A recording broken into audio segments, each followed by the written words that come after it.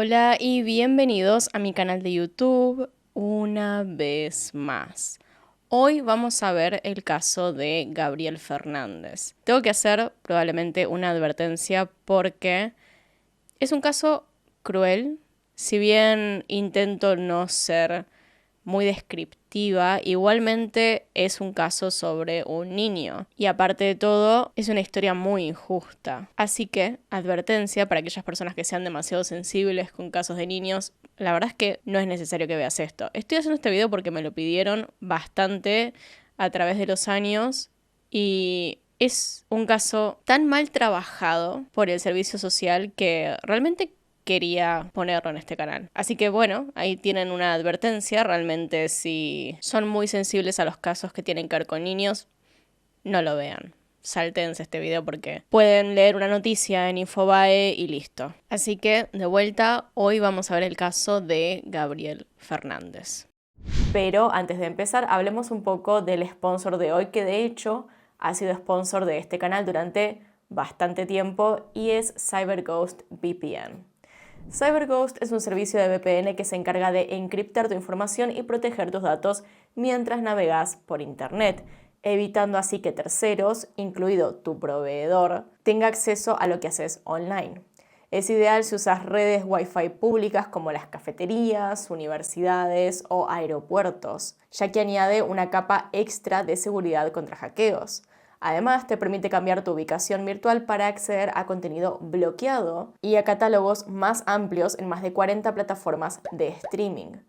Todo de forma rápida y sencilla. Está disponible en todos los dispositivos y sistemas operativos que te puedas imaginar, como Windows, Mac, iOS, Android o cualquier Smart TV y consolas de videojuegos. Además, con una sola suscripción puedes conectar hasta 7 dispositivos distintos a la vez, por lo que podés compartir este servicio con familia y amigos. Y en caso de que no te sientas satisfecho con CyberGhost VPN, tenés una devolución garantizada en los primeros 45 días, con atención al cliente disponible las 24 horas, por lo que es libre de riesgos. Con una puntuación de 5 estrellas en Trustpilot y más de 38 millones de usuarios en todo el mundo, es la mejor manera de mantener seguros tus datos mientras accedes a contenido de todas partes del mundo. Y si usan el link que voy a dejar en la descripción, ahí abajo es el primer link que va a aparecer, van a poder obtenerlo con un gran descuento por tan solo 2,03 centavos al mes. Y además obtendrán 4 meses completamente gratis. Así que muchas gracias a CyberGhost por patrocinar este video y por seguir apoyando al canal. Ahora sí, comencemos. Pearl Fernández se enteró que estaba embarazada nuevamente a mitad del 2004, cuando tenía alrededor de 23 años. Aunque era bastante joven, aquella no era la primera vez que recibía esa noticia. En realidad, Pearl ya la había recibido 2 veces antes, con la diferencia de que en esas oportunidades sí se había sentido emocionada por convertirse en madre, en vez del rechazo absoluto que le provocó saber que estaba embarazada por tercera vez. Ser madre nunca había sido algo que hubiese deseado genuinamente, por lo que años antes, cuando anunció que estaba embarazada por primera vez y que iba a tenerlo, nadie le creyó. Pearl no era una chica con instintos maternales, como se dice, y su personalidad, descrita por la mayoría como egoísta y manipuladora, no parecía compatible con el volverse madre. Sin embargo, Pearl estaba tan feliz que todos atribuyeron el cambio a su novio, Arnold Contreras, con quien para ese momento ya llevaba un tiempo de noviazgo. Los detalles de cómo se conocieron no los tenemos, pero sabemos que incluso antes de convertirse en padres, su relación era sumamente tóxica, un componente que solían tener todas las relaciones románticas de Pearl. Desde adolescente, su familia, y en especial sus tíos, Elizabeth y George Carranza, con quienes vivió durante esa época, fueron testigos de cómo su sobrina se ponía de novia con distintos chicos solo con la intención de manipularlos y controlarlos al punto de dejarlos si no hacían lo que ella quería. Con los años, la violencia que Pearl ejercía sobre sus parejas dejó de ser únicamente psicológica para pasar a ser física también. Las discusiones con Arnold, por ejemplo, eran mucho más violentas que con novios anteriores, hubiese gente mirándolos o no. Pearl gritaba, lo arañaba o incluso le pegaba en ataques de furia que prácticamente nunca tenían sentido. Cuando finalmente se calmaba, Pearl sabía exactamente lo que tenía que decir para que Arnold la perdonara y nunca diera el paso a dejarla completamente. Muchas veces a la hora de pedir perdón por ser tan violenta, Pearl hacía referencia a la supuesta infancia turbulenta que había tenido. Ponía especial énfasis en que su madre nunca la había querido y que en vez de cuidarla, la había maltratado físicamente desde que era muy chiquita. Y como eso, en conjunto con la ausencia de su padre, que entraba y salía de prisión constantemente, la habían hecho irse de casa a los 11 años. Pintándose a sí misma como la víctima en todos los ámbitos de su vida, Pearl no tenía ningún problema en alterar cómo habían sucedido las cosas o directamente mentir. Como por ejemplo, decir que con 11 años había tenido que vivir en la calle, cuando en realidad había ido a vivir con sus tíos en ese momento, o asegurar que novios anteriores habían sido violentos con ella, cuando en realidad era al revés. Las agresiones constantes hacían bastante complicado pensar que Arnold y Pearl eran el tipo de pareja que deseaba empezar una familia. Pero, sorpresivamente, la chica recibió la noticia de su primer embarazo en 2001 de forma positiva, y cuando Ezequiel nació, incluso parecía feliz. Las cosas con su novio no habían mejorado, por el contrario, cansada y frustrada por el bebé que dependía completamente de ella, Pearl perdía la paciencia más rápido que antes con Arnold, descargando en él su ira de forma más agresiva que antes. Aunque obviamente no era fácil para él, Arnold, que estaba encantado con su hijo, no se separó, pensando en que capaz Pearl estaba pasando por algún tipo de depresión postparto y las cosas mejorarían con el tiempo. Ahora, adivinen si eso pasó. Los niveles de violencia que Pearl ejercía sobre su novio nunca disminuyeron. Ni siquiera cuando poco después de que naciera Ezequiel se enteró de que estaba embarazada otra vez. La verdad es que no podemos saber si la pareja se tomó esta noticia con la misma alegría que la primera vez, pero por lo que sabemos, ambos acordaron tener al bebé. Esta vez una niña a la que nombraron Virginia. Como ya se deben estar imaginando, la poca paciencia de Pearl no mejoró siendo madre de 2 hijos chicos. Por el contrario, después del nacimiento de la niña se volvió todavía más violenta. Durante una de sus discusiones con Arnold, llegó a amenazar con matarlo con un cuchillo en la mano, lo que llevó al joven a llamar a la policía, que acusó oficialmente a Pearl de violencia doméstica. Pero eso ni siquiera fue lo peor que ocurrió durante esa época. En 2003, Pearl estuvo involucrada en un accidente automovilístico mientras Ezequiel estaba en el auto con ella.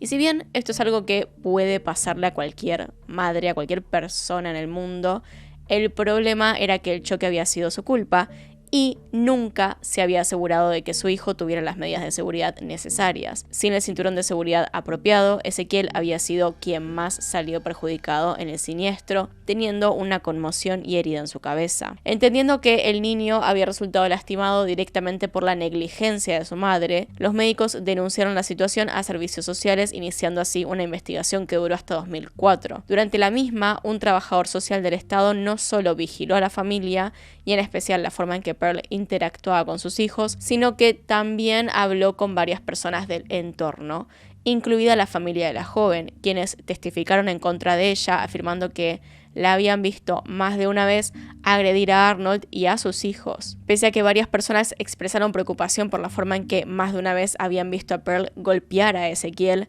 las autoridades concluyeron que no había evidencia suficiente de maltrato y cerraron la investigación sin presentar cargos y por lo tanto dejaron a Ezequiel y Virginia todavía bajo su cuidado. Aunque Arnold no se separó completamente de Pearl, desde el accidente su relación se volvió todavía más tensa de lo normal. Ya no le importaba otra cosa que cuidar a sus hijos, por lo que Pearl empezó a sentirse delegada a un segundo lugar. Esto, en conjunto con el hecho de que no creía poder soportar otro bebé en su vida, llevó a que desde el momento en que se enteró de que estaba embarazada por tercera vez, quisiera interrumpirlo.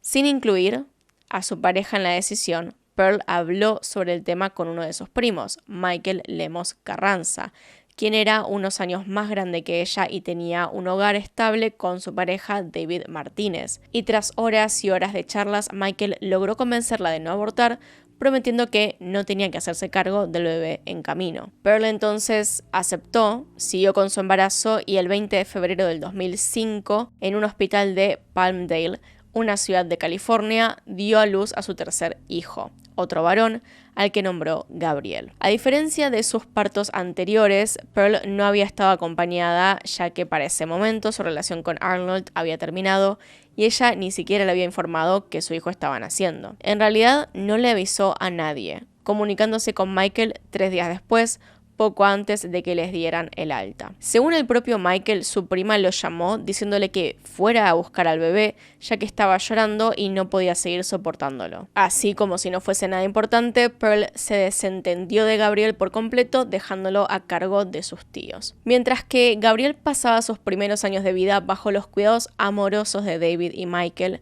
sus hermanos siguieron bajo la tutela de Pearl o, en otras palabras, siendo maltratados por ella. En 2007, por ejemplo, volvió a ser investigada por servicios sociales debido a una denuncia anónima que afirmaba que no le daba de comer a sus hijos y que había amenazado con partirle la mandíbula a Virginia si no dejaba de llorar. Esto, en conjunto con una denuncia de agresión, llevaron a que Pearl fuese sentenciada a 2 semanas en prisión. Gabriel continuó viviendo con sus tíos hasta cumplir los 4 años en 2009, cuando sus abuelos maternos, Robert y Sandra Fernández, decidieron hacer valer la tenencia que Pearl les había concedido en marzo del 2005. Consideraban, obviamente llenos de homofobia, que no era bueno que Gabriel se criara junto a 2 hombres homosexuales, y como eran ellos quienes tenían la tenencia legal, Michael y su pareja no pudieron hacer nada para evitarlo. Aunque ya no vivía con ellos, sus tíos siguieron sumamente presentes en su vida, mientras que sus abuelos se aseguraban de que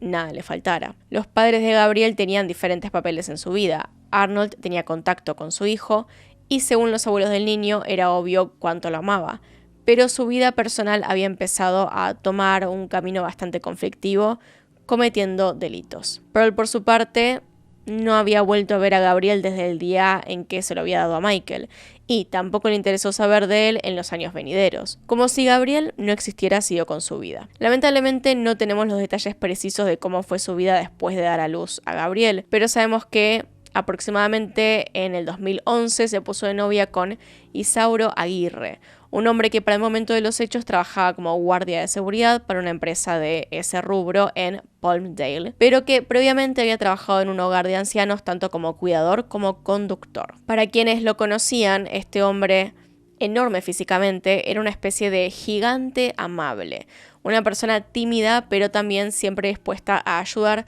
a quien se lo pidiera. Su jefa en el hogar de ancianos lo describió como una persona muy tierna con los pacientes, por lo que siempre pedían por él, llamándolo por el apodo que sus amigos y familiares le decían, Shaggy o a veces Tony, otro apodo que solían decirle a aquellos norteamericanos que no podían pronunciar correctamente su nombre. Y aunque varios testigos dieron, incluso en el juicio, una imagen de Aguirre como una persona empática y buena, la verdad estaba sumamente lejos de eso. Isauro no era violento con Pearl, pero en el momento en que se mudó con ella y sus hijos, no tuvo problema en empezar a ejercer la misma violencia que ella hacia Ezequiel y Virginia, que para ese entonces rondaban la preadolescencia. Como madre, Pearl no había mejorado en lo absoluto. Seguía maltratando a sus 2 hijos mayores, a los que solo veía como una manera de mantenerse, ya que percibía por cada uno de ellos una pensión económica por parte del Estado. Gracias a esas compensaciones, Pearl había sido capaz de sobrevivir sin la necesidad de trabajar, pero cuando Isauro se mudó con ellos en el 2012, el dinero empezó a escasear, provocando varios conflictos. Pearl no quería trabajar y él se negaba a trabajar más para mantenerla, por lo que durante varios meses la relación se tensó por la falta de una solución, hasta que ya pasada la mitad del año, la joven de 27 años se acordó de que podía conseguir más dinero del Estado con Gabriel. Pearl era consciente de que ninguno de sus familiares estaría de acuerdo con que el niño de 8 años se fuese a vivir con ella, además de que voluntariamente les había cedido la tenencia, por lo que sabía que no era tan sencillo como simplemente ir a la casa donde Gabriel vivía con sus padres y llevárselo. Pensar en una alternativa no fue sencillo para la pareja.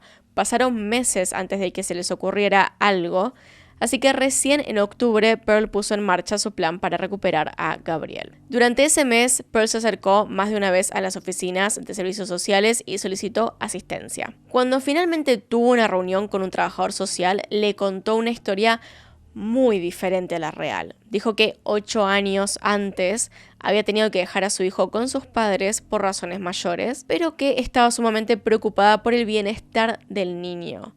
ya que según ella sus familiares eran agresivos y no creía que estuvieran cuidando bien de Gabriel. Para este momento Gabriel ya iba a la escuela, ya había pasado por jardín, ya estaba en primer grado, es decir, había testimonio de cómo estaba él, cómo se comportaba en público y estaba bien, no se le había llamado la atención hasta ese momento a los abuelos de Gabriel. Y pese a que Pearl tenía varios antecedentes en su legajo por ser ella negligente con sus hijos, por algún motivo las autoridades creyeron en su palabra y desestimando todos los intentos de demostrar que era la madre quien era verdaderamente negligente, terminaron otorgándole de nuevo la custodia a Pearl, que inmediatamente se llevó al niño a vivir con ella. Empezaba así el infierno de Gabriel, que aunque duró únicamente 8 meses, fue lo suficientemente cruel para acabar con su vida. Los maltratos contra Gabriel empezaron prácticamente el mismo día que se mudó con ellos y lejos de ser sutil,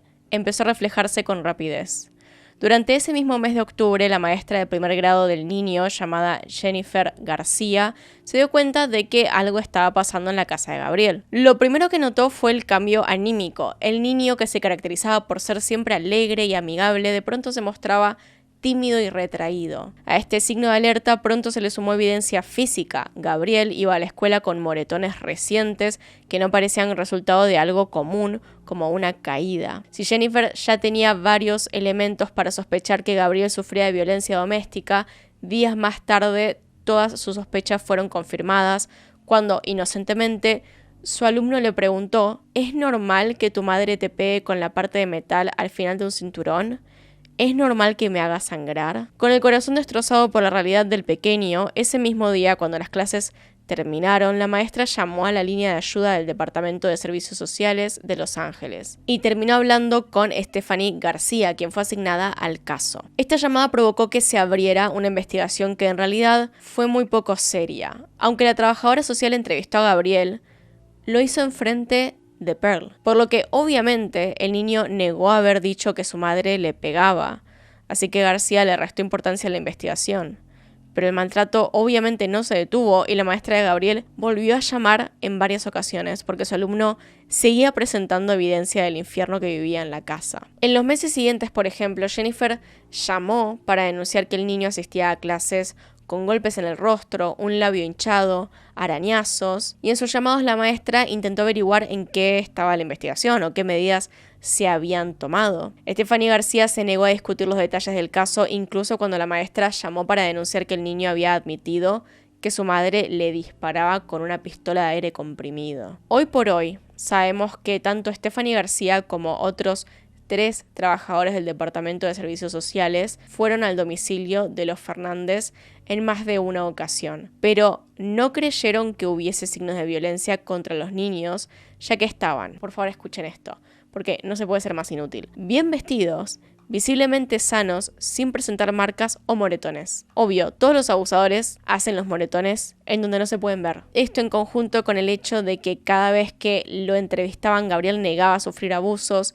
hizo que se fuera dando cada vez menos atención a su situación por parte del Estado, pero no así por parte de su maestra. Ya no era solo Jennifer García quien se daba cuenta del infierno que Gabriel vivía en su casa, otros trabajadores de la escuela, como por ejemplo su psicólogo, habían empezado a notar cosas sumamente preocupantes en el niño de 8 años. En la primavera del 2013, el consejero escolar encontró una carta de suicidio entre las cosas de Gabriel, por lo que por primera vez las autoridades de la escuela llamaron a la policía para que interviniera en la situación. Sin embargo, al igual que servicios sociales, la policía restó importancia a la carta argumentando que no parecía una carta auténtica. Ignorados por los servicios de emergencia, unas semanas después, la escuela llamó directamente a la oficina del sheriff con el mismo objetivo. Finalmente, el ayudante del sheriff fue enviado a la casa de los Fernández, pero no obtuvo respuesta, logrando solo hablar con Pearl por teléfono,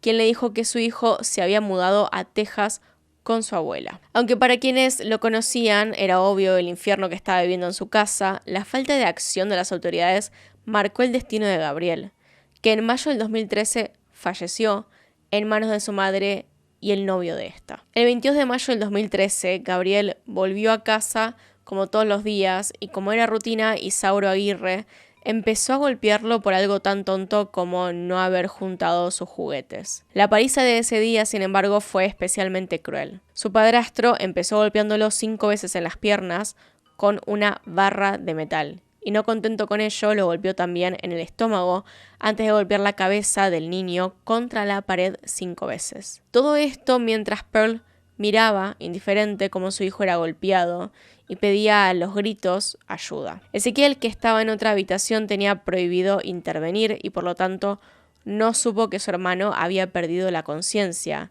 y había dejado de respirar. Cuando Pearl e Isauro se dieron cuenta de lo que había pasado, la madre del niño llamó al 911, anunciando que su hijo menor no estaba respirando después de supuestamente haberse caído y golpeado en la cabeza en su habitación. Rápidamente, el servicio de emergencias envió una ambulancia al domicilio. Con solo ver a Gabriel, los paramédicos se dieron cuenta de que el pequeño no solo es que se había caído por accidente, tenía una quebradura en el cráneo, varias costillas rotas, unas cuantas heridas de los balines de un arma de aire comprimido, además de un montón de moretones y heridas. Mientras los paramédicos atendían al niño, que además estaba teniendo un ataque cardíaco, uno de los empleados administrativos que había asistido con ellos le preguntó a Aguirre qué había pasado. Y el hombre le respondió con sencillez que era gay, lo que en ese momento no hizo más que confundirlos, porque ¿qué significa eso? Exactamente. Enfocados en salvar la vida de Gabriel, los paramédicos lo trasladaron al hospital de niños en Los Ángeles, donde estuvo internado en cuidados intensivos durante 2 días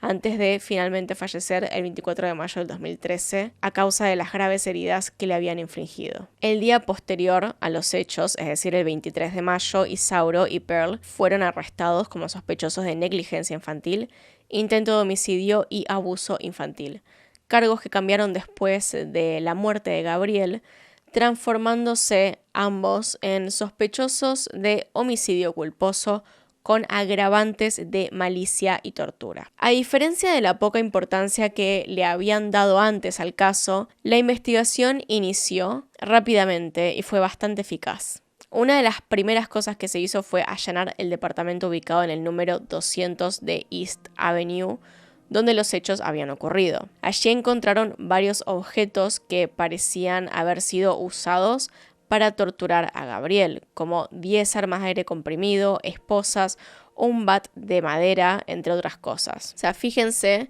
que el niño tuvo que morir para que hicieran algo. Tuvo que morir. La autopsia que se le practicó al cuerpo del niño confirmaría no solo que este no había fallecido debido a una caída, sino que además había sido víctima de un largo periodo de violencia, ya que en sus costillas no solo tenía fracturas recientes, sino también algunas antiguas que se habían curado solas, además de que le faltaban 4 dientes que no habían sido encontrados en la escena del crimen. Además de las heridas, se encontraron 8 balines de las pistolas de aire comprimido en su cuerpo. Uno de ellos en el pulmón derecho, que había ingresado por la nariz o la boca, y los otros 7 en distintas zonas de tejido blando que habían curado con los proyectiles dentro, como en los pies. Se contaron 10 parches de alopecia en su cabeza, es decir, lugares sin pelo causados por alguien que se lo había arrancado. Los exámenes toxicológicos no arrojaron resultados positivos, pero sí sirvieron para evidenciar el mal estado físico del niño, que se encontraba sumamente desnutrido. Para que se hagan una idea, Gabriel prácticamente no tenía niveles de grasa en su cuerpo, falta de contenido intestinal, lo que indicaba que no tenía acceso a comida. Gracias a las declaraciones de Ezequiel y Virginia, de 12 y 10 años respectivamente, las autoridades descubrieron cómo Pearl e Isauro habían torturado esos 8 meses a Gabriel. Según lo que contaron, la pareja llamaba al niño gay y muchas veces era por eso que lo castigaban, no solo físicamente, sino también psicológicamente, obligándolo a usar vestidos por días si consideraban que actuaba de forma afeminada. En cuanto a los castigos físicos, sus hermanos contaron que no solo se trataba de golpearlo, sino también de cosas como hacerle comer comida podrida o incluso la materia fecal del gato de la familia. Ezequiel además explicó que tanto él como su hermana habían sido amenazados para no decir nada, obligándolos también a mentirle a los trabajadores sociales que iban a entrevistarlos. Mientras la investigación seguía y las noticias trascendían a la prensa, hubo decenas de repercusiones, empezando por el público en general, que desde junio de ese mismo año comenzó a movilizarse en protesta a la forma de accionar del Departamento de Servicios Sociales, ya que más allá del horrible accionar de Pearl e Isauro, era obvio que las autoridades habían ignorado todas las señales de alerta en el caso y tenían clara responsabilidad en el desenlace de la situación. Otra de las repercusiones fue la demanda civil que los abuelos de Gabriel presentaron contra servicios sociales y la decisión que habían tomado de darle al niño a su madre en octubre del 2012. Por su parte, el proceso legal contra Isauro y Pearl fue lento. Aunque la acusación fue inmediata, los juicios, que fueron individuales, fueron especialmente largos. El primer juicio en empezar fue el de Isauro Aguirre, que comenzó en octubre del 2017 en la Corte Suprema de Los Ángeles. El fiscal designado para el caso era Jonathan Hatami, quien desde un principio describió al acusado como un hombre desalmado que disfrutaba de torturar a Gabriel porque creía que era gay. La evidencia en su contra era muchísima, por lo que esa parte del juicio fue bastante larga. Se mostraron las fotos de las heridas descubiertas en la autopsia para mostrar claramente el abuso al que había sometido al niño, pero también se llamaron al estrado a decenas de testigos, entre ellos los otros dos hijos de Pearl, para demostrar que Aguirre no había tenido problema en hacerle cosas espantosas a Gabriel. Por su parte, la defensa de Isauro, de entonces 37 años, mantuvo en un principio la versión de que Gabriel no había fallecido debido a una golpiza impartida por su cliente, sino que sí había caído, e incluso llegaron a acusar a Pearl de haberlo provocado. Sin embargo, cuando fue el tiempo de su argumento inicial, el abogado de Aguirre admitió que su cliente sí había matado al niño, pero lo atribuyó a un arrebato de enojo seguido por una explosión de violencia, descartando que hubiese algún tipo de premeditación y por lo tanto argumentando que no había motivos suficientes para declarar a Aguirre culpable de homicidio en primer grado. Su equipo legal además intentó hablar acerca de la vida complicada de Aguirre mientras hacían referencia a los testimonios presentados de aquellas personas que lo consideraban un buen hombre. Querían que el acusado fuese sentenciado a cadena perpetua en vez de pena de muerte, pero no tuvieron éxito. El 15 de noviembre del 2017, después de deliberar por varias horas, el jurado encontró a Isauro Aguirre culpable de homicidio en primer grado, con un agravante por la violencia que había ejercido sobre Gabriel y la tortura a la que lo habían sometido. A esa determinación le siguió la etapa de definir la pena que se le iba a otorgar, que se llevó a cabo al mes siguiente. Tras una nueva deliberación, el 13 de diciembre del 2017, el jurado votó unánimemente a favor de la pena de muerte, debido a las circunstancias tan crueles en las que Gabriel había sido asesinado. Pasó un año antes de que se formalizara su condena, en una nueva audiencia el 7 de junio del 2018. El juez George G. Lomeli dio a conocer la sentencia a pena de muerte, agregando que Aguirre había actuado más allá de lo animal. Pese a su condena, las condiciones políticas llevaron a que esta no fuera a cumplirse. Desde que el 2016 en el estado de California no se llevan a cabo ejecuciones, oficialmente en el 2019 el entonces gobernador Gavin Newsom emitió una moratoria sobre la pena de muerte, cerrando de manera inmediata la cámara de ejecución en la prisión estatal de San Quintín, argumentando entre sus razones la discriminación racial, los errores judiciales, entre otros. Aunque ya no está permitida la pena de muerte, esto no cambió la situación de quienes, como Aguirre, habían sido sentenciados a esa pena, es decir, que no los liberaba. Con este nuevo prospecto, los abogados de Aguirre han intentado apelar la condena, ya que según ellos hubo varias fallas en la interpretación de la evidencia en contra de su cliente. Hasta hoy en día no han tenido éxito y Aguirre sigue de forma simbólica en el corredor de la muerte en San Quintín. El proceso judicial contra Pearl Fernández empezó a principios del 2018, pero no llegó a un juicio como tal, ya que el 15 de febrero la mujer de 34 años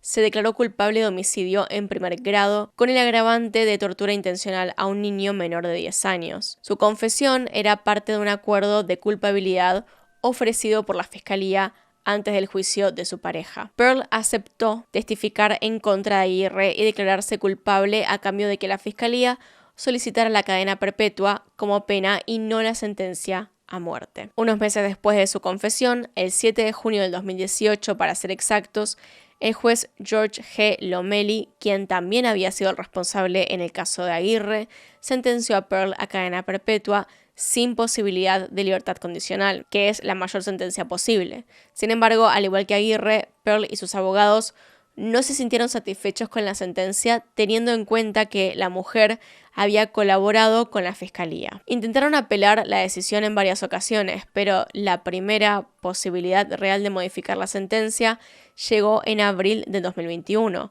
cuando el Senado de California inició el proyecto de ley 1437, que implicaba revisar los casos en los que uno de los responsables había sido coaccionado o actuado sin la intención de hacer un daño real. Pearl y sus abogados alegaron que la mujer había actuado bajo el control de Aguirre, que la había obligado. Sin embargo, el juez Lomeli denegó la petición, dictaminando que los antecedentes de maltrato de Pearl, en conjunto con la evidencia y los testimonios de sus hijos, como de sus familiares e incluso de su expareja, dejaban en claro que Pearl era una mujer con tendencia a la violencia y al abuso, tomando un papel principal en lo que había sufrido su hijo menor. Aunque este primer intento se le negó, los abogados volvieron a intentar, esta vez con un nuevo argumento: la juventud de Pearl al momento de los hechos. Queriendo hacer énfasis en que era menor a Aguirre, intentaron argumentar que el hombre era el único responsable de la muerte de Gabriel, pero también se le negó esta apelación teniendo en cuenta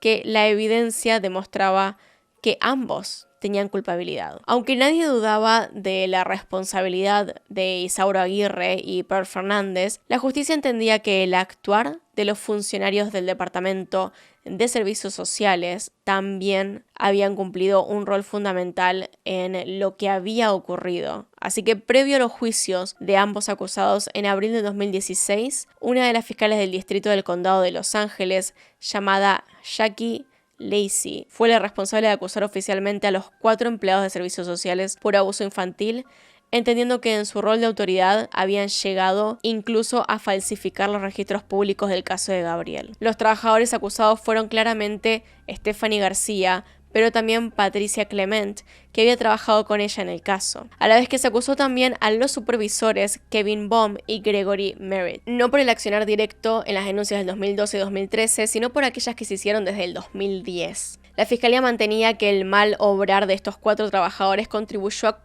continuar la tortura a la que Gabriel fue sometido y posteriormente a su muerte. Acusar oficialmente a trabajadores sociales no fue sencillo, ya que la ley de California los ampara legalmente, dándoles inmunidad, con el argumento de que toman las decisiones con buena fe y solo puede ser retirada si se logra demostrar que hubo una indiferencia deliberada o una intención criminal clara por parte de los trabajadores. Aunque esto es muy difícil de probar, en este caso el hecho de que hubiesen ido a la casa de los Fernández más de una vez y además hubiesen quitado importancia a las llamadas de su maestra fueron evidencia suficiente para la acusación. En 2019, los tribunales de apelación confirmaron los fallos que previamente se habían dado. Sin embargo, en julio de 2020, la fiscal Lacey informó que después de 4 años de litigio se desestimaba el caso, ya que la fiscalía no podía demostrar que se habían tratado de hechos criminales y no negligencia. Aunque los 4 empleados fueron despedidos, no afrontaron ninguna consecuencia legal, lo que públicamente dio la sensación de que los trabajadores sociales están sumamente protegidos por la ley, incluso si, como en este caso, fueron sus decisiones las que llevaron a que Gabriel se fuera de la casa de sus abuelos y fuese a vivir con su madre, que en varias ocasiones había sido investigada por el Departamento de Servicios Sociales. Cuesta entender que personas que estudiaron y se dedican a reconocer patrones de violencia hayan pasado por alto todas las señales de manual que había en el hogar de los Fernández y cometieran errores tan estúpidos como no hablar con Gabriel a solas y creerle que simplemente no pasaba nada. El hecho de que ninguna de estas personas que tomó esas decisiones enfrentara una repercusión seria es seguir quitándole atención a lo que le pasó a Gabriel y en algún punto permitiendo que la negligencia siga ocurriendo. Están demostrando que no hay consecuencias a dejar de lado a un niño que evidentemente necesitaba ayuda. Es increíble porque es un caso en el que hubo muchísimas advertencias y, como les digo, toda la violencia, todo lo que estaba pasando cuando iba a servicios sociales a ver a Gabriel y a su familia era de manual. Y digo, en realidad, si no van a hacer nada, ¿para qué están? En general, ¿para qué están? No es que tenían las manos atadas y no tenían nada que ver y ese no era su trabajo. Literalmente su trabajo era evaluar si Gabriel se quedaba o no con su familia, si lo estaban cuidando bien. De por sí, no deberían ni haberlo dejado volver a esa casa. No deberían haber dejado que Pearl tomara la tenencia de Gabriel.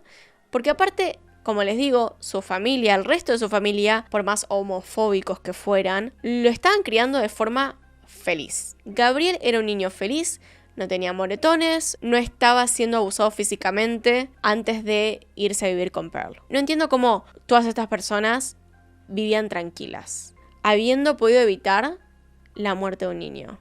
Literalmente su trabajo. Me enoja mucho este caso. Claramente.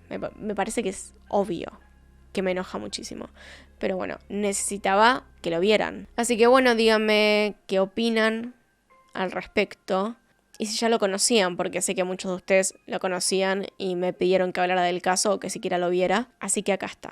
Y bueno, en esta nota tristísima, yo no sé si realmente se le puede decir que esto sea justicia, pero bueno, en esta nota dejamos el video acá. Así que hasta acá llegamos.